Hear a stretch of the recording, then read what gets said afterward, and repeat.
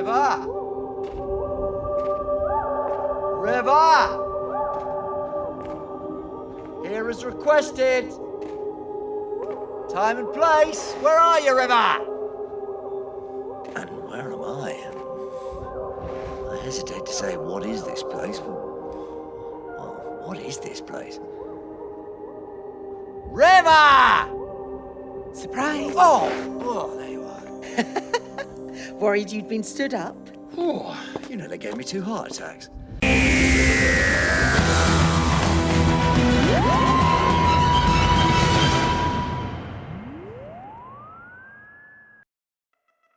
Hello and welcome back to my next Big Finish review.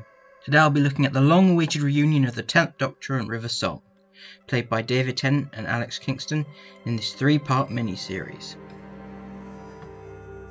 While for the most part I enjoyed this set, I felt the stories relied a bit too much on comedy.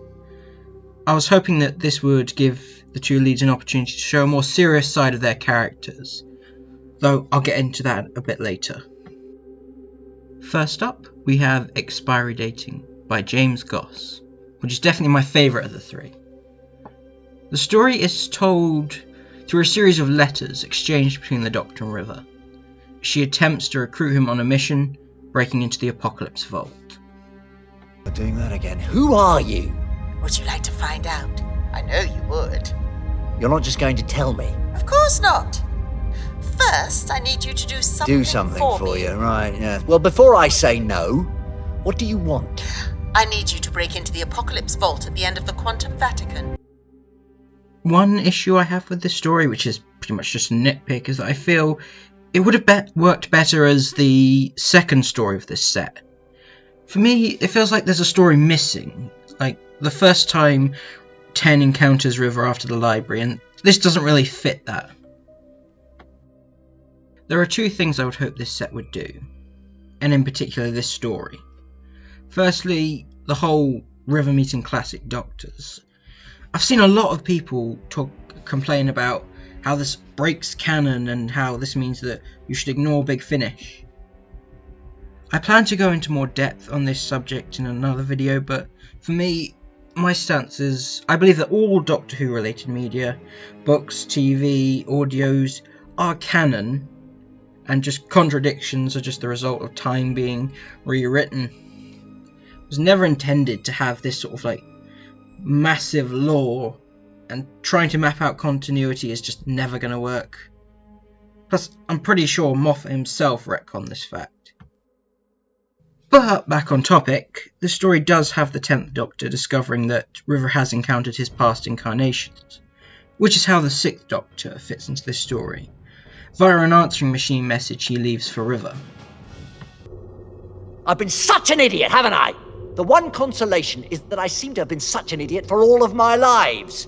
There was I thinking that message in that bottle was meant for Mimi.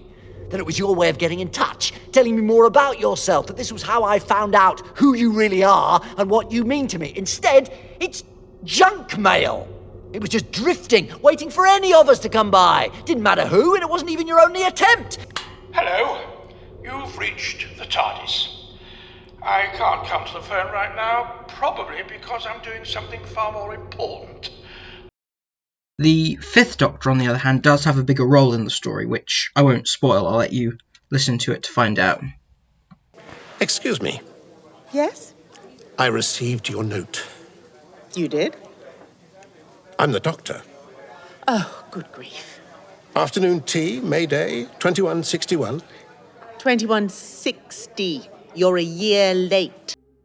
The second point I hope they'd cover is River Song learning about Donna, giving us a more intimate moment between the Doctor and River, rather than just this comic back and forth the whole time. And while they sort of do this, they have it be that River already knows about Donna, which I think weakens the moment, but that's just my opinion. Overall, a pretty fun story. Next up we have Precious Annihilation by Lizzie Hopley. I don't really have too much to say about this one. It's just a fun jumping around time and space story where the Doctor and River search for the answers to why a set of jewels in London start to become lethal. The best part of this story is towards the end, where the Doctor is able to open up about River to another character. It's one of those emotional moments I was asking about earlier. You think she will die? Out there. No, she won't. She's too clever. You love her. Gerard loved me, even when he knew the truth. Why does your ship retain a copy of you? In case you die, but you're still needed to trigger your treasures remotely. Oh, it's all done remotely, of course. That's the coward's way. The Repions are not cowards. Then prove it! Prove your people do this out of love and not fear, Amara. Because everyone has their version of the thing they'd kill to protect. Would I kill you to protect her? We'll never know. Last up, we have Ghosts by Jonathan Morris. And unfortunately, for me it was the most disappointing story of the set. Not bad, just underwhelming. For me it has the same issue as Morris's last ghost story with a vague name. Explaining too much. Since Doctor Who rarely dives into supernatural elements without a scientific explanation for what's going on, learning about what the ghosts in the story actually are kinda takes away from the whole fear factor. Plus, once we learn what they are, the twist ending is fairly obvious, well, at least to me, which wouldn't be such a huge issue if the explanation didn't come so early on in the story. I won't let you know what the twist is, you can listen to it yourself, but let's just say if you know these kind of stories, you can see it coming. Demonese 2. Demonese 2. You've heard of it? Oh, yes. An entire planet which is one big necropolis. Bit of a tourist trap, isn't it? Not for me. I'm an archaeologist. This is my idea of a weekend break. What is it they call it? The planet of ghosts, isn't it? The haunted planet. Most haunted planet in the galaxy. Sounds like a perfect date.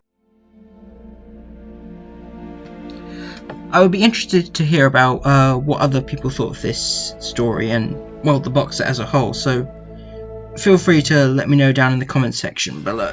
Overall, I found it a mixed bag of a release. I'm not really a huge fan of the 10th Doctor and River song, so maybe it's just not for me. Others might get a lot more out of this release than I would. Thank you all very much for watching. Be sure to like, comment and subscribe. Follow me on Twitter at the above links, and I'll see you next time for another Big Finish review.